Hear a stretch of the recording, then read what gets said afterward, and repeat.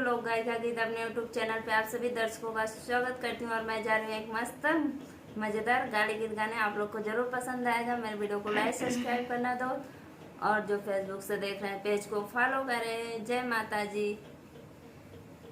दुल्हा के दीदी लक्षण में ठाड़, बतावा इज्जत कैसे रही। दुल्हा के दीदी लक्षण में ठाड़, बतावा इज्जत कैसे रही। आगे आगे वोट मांगे, पीछे से नोट मांगे। आगे आगे वोट मांगे, पीछे से नोट मांगे। अरे अपन खातिर मांगनी भैया हमार, बतावा इज्जत कैसे रही। अरे अपन खातिर मांगनी भैया हमार, बतावा इज्जत कैसे रही।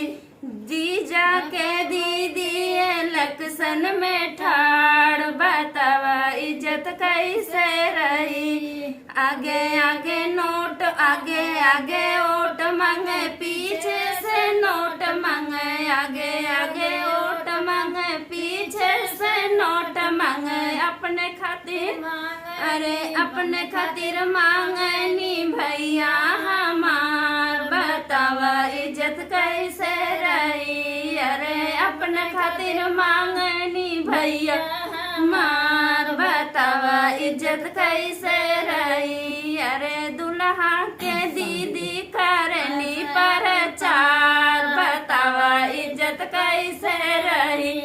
अरे समधी का बहनी करनी प्रचार, बतावा इज्जत कैसे रही।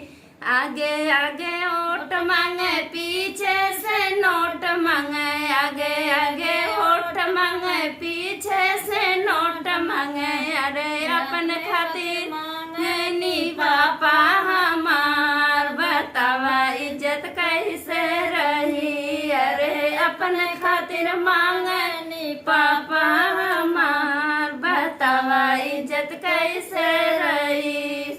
दुल्हा के बहनी करनी प्रचार, बतावा इज्जत कैसे रही। हेलो फ्रेंड, मेरा गीत आप लोग को जरूर पसंद आएगा, गाली गीत। और अगले वीडियो में फिर मिलेंगे, तब तक के लिए बाय बाय दोस्त।